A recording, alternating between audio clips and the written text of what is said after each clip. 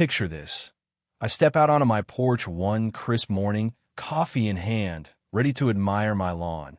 You know, that patch of green I've poured my soul into, tweaking every sprinkler head like it is a science project.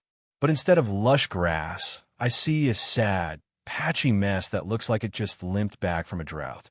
Across the street, though, Melanie's yard is glowing. Her roses practically winking at me, blooming like they're auditioning for a gardening magazine. And then I get my water bill.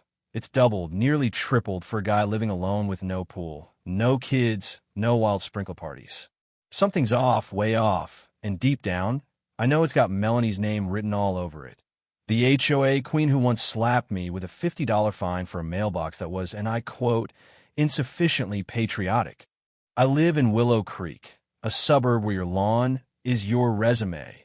Every blade of grass a testament to your worth. I'm Jake, an irrigation tech by trade, the kind of guy who geeks out over pressure valves and soil sensors. My system's a masterpiece, custom built to keep my yard pristine without wasting a drop. So when it starts failing while Melanie's roses look like they're sipping unicorn tears, I'm not just annoyed, I'm suspicious. She's not just any neighbor. She's the HOA president, ruling Willow Creek like it's her personal fiefdom. She's the one who fined Old Man Harris, a retired vet, $200 for a birdhouse that was half an inch too wide. She sent me a violation notice for planting unauthorized marigolds.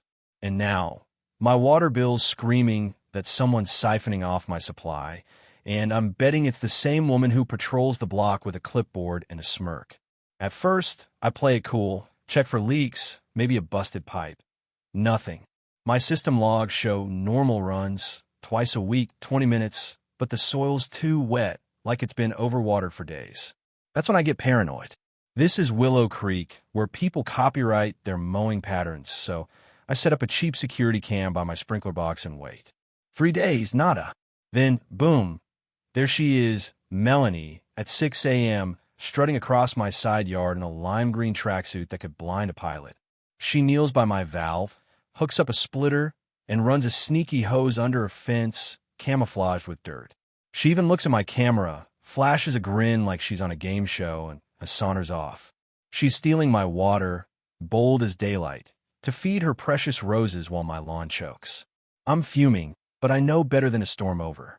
Last year, my buddy Sam called her out for snooping in his shed, and she hit him with 6 months of random inspections and a $400 fine for excessive garden gnomes. Melanie doesn't just win fights, she buries you in paperwork. But I'm not Sam. I'm the guy who can make a sprinkler system sing. And if she wants my water, I'm going to give her something to remember. I call it Operation Sour Spray. I reroute a secondary line through a hidden valve I can flip from my phone, mix up a batch of non-toxic cleaning vinegar, strong enough to fry delicate roses, and add a bright blue landscaping dye for drama. I toss in a dash of sulfur scent, just enough to make it smell like a swamp had a bad day.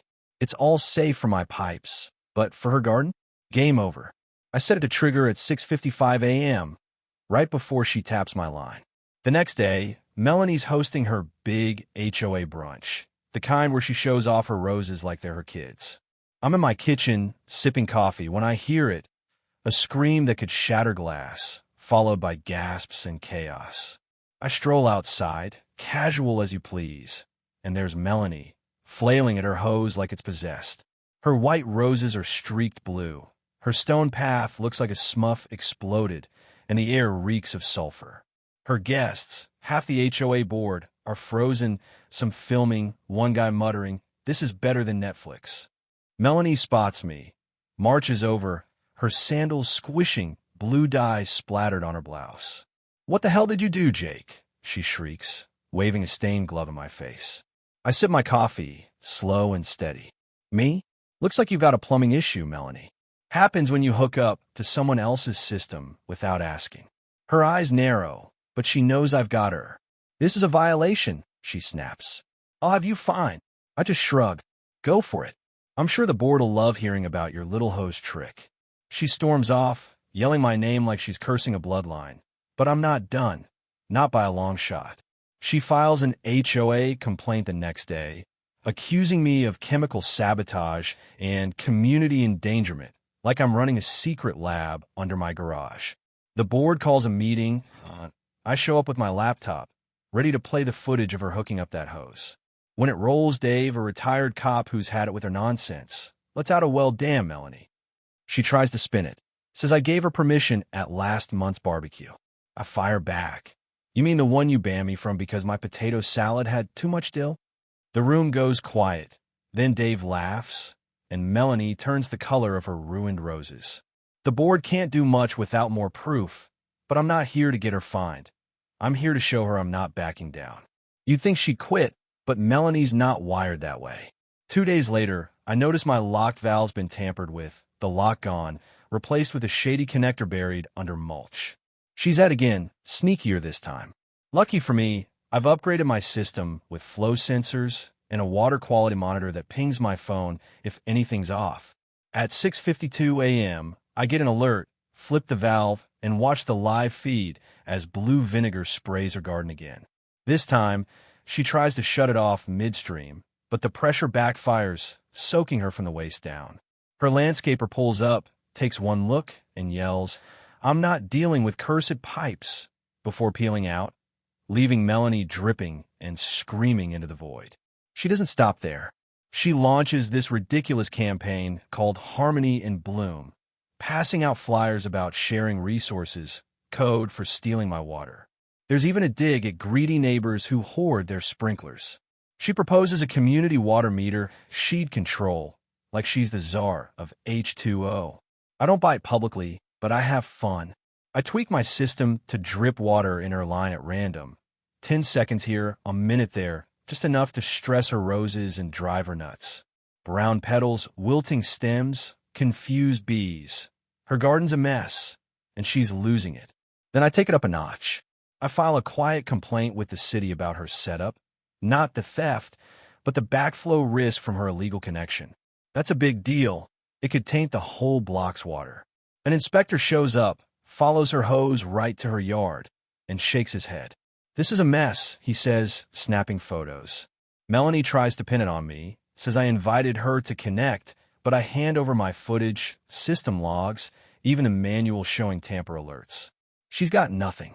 The city slaps her with a warning, and the HOA at their next meeting hits her with a no trespassing order for my property and a censure, their way of saying, "You're on thin ice." Here's where it gets wild. Melanie doesn't learn. She doubles down. I get a ping at 2 a.m. from my soil sensors. Someone's messing with the line again. The camera catches her, hoodie up, crawling along my fence like a discount spy, installing a beefier hose through a hacked sprinkler head. She's not just stealing. She's building a pipeline. The next day, she hangs a glossy sign on the community board, "Unity through greenery," with her smiling face and a quote about neighbors sharing more than fences. I nearly choke on my coffee. She's turned water theft into a TED Talk. I let her think she's winning, let her hose fill up, knowing she's planning another garden showcase. But I swapped the blue dye for a screaming orange, think construction cone, and replaced the vinegar with fish emulsion fertilizer, biodegradable but smelling like a dock at low tide. I time it for her big event, a rose revival she's hyped on Facebook. I jogged by her place that morning, just close enough to see the chaos. At 9 a.m., her centerpiece sprinkler erupts, spraying orange, fishy sludge over her roses, her guests, even her tacky lawn flamingo. A lady screams, a guy gags, a kid wails. Melanie fumbles the valve, twists it wrong, and gets a face full of orange goo. I'm behind a tree, grinning like a kid who pranked the principal. The video goes viral on Nextdoor, captioned "Revenge Tastes Fishy." At the next HOA meeting, Dave takes charge, playing the clip for everyone. Residents pile on. Turns out, Melanie's been skimming more than water.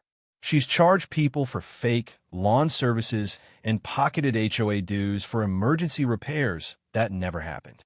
Mrs. Lopez, who's been quiet for years, says she paid $60 a month for hedge trimming. That was just Melanie's nephew with a leaf blower. The board calls for an audit and a new oversight team. Melanie's empire is crumbling, and she knows it. But she's not done. One night, my sensors scream again. Her yard's flooded, a swamp of her own making. Water's pooling, ruining her paths, splashing her SUV. She claims it's a moisture optimization system, but I'm an engineer. That's garbage. I report the runoff to the city, and an inspector shuts her down, citing her janky pipes and illegal pump. That night, she tries one last fix, but busts a line, flooding her yard and shorting her porch lights in a shower of sparks. It's a disaster. Cracked bricks, drowned grass, and Melanie yelling like she's in a soap opera. She calls emergency HOA meeting, just her, Dave, and me. She rants about eco-terrorism, waves a glitter pin cease and desist letter, and accuses me of psychic sabotage. I show the footage of her midnight pipe wrestling, and Dave just sighs. The board votes her out as president, unanimous. Her house goes dark, blinds shut, no more patrols. Then, one morning, every mailbox gets a typed letter, her farewell manifesto. It's an unhinged rant about betrayal and chemical warfare, ending with her plan to move to a better neighborhood where roses are respected. When a moving truck pulls up, we all peek from our windows, watching her load that orange-stained hose. She glares, but she's gone, and Willow Creek breathes easier. Dave takes over, bans illegal water hookups, and the HOA throws a potluck. I win the chili contest, take that, dill haters, and get a gnome trophy with a tiny sprinkler. A local paper runs a story, HOA drama gets wet and wild, with a quote from Dave, "Sometimes you fight crazy with fertilizer. My lawn's thriving, wildflowers blooming where her hose once ran. I add a motion sensor that chirps a sprinkler sound if anyone gets too close, a little jab at history. One day a package shows up, no name, just a note. Love the orange trick. Let's team up next time." Inside, a plastic flamingo, painted orange. I laugh, wondering who's out there, another rebel in the suburbs. New folks move into Melanie's place. A young couple, 2 dogs, no clipboards. I bring them cookies, and when they ask about the weird stains by the roses, I just grin. That's Willow Creek lore. You'll hear it eventually. That night, I'm on my porch, iced tea in hand, watching my sprinklers dance under the moon. A kid laughs down the street, the air's calm, and for once, everything's right. The sensor chirps once, probably a squirrel, but I smirk, always ready, because in this neighborhood, you guard your water, your grass, and your peace. So what do you think? Was I too harsh? Or did Melanie get what she deserved? Drop a comment. Share your own HOA horror stories. I know you've got them. And if you've ever outsmarted a neighbor like this, I want to hear it. Hit that like button, subscribe, and let's keep the suburban sagas rolling.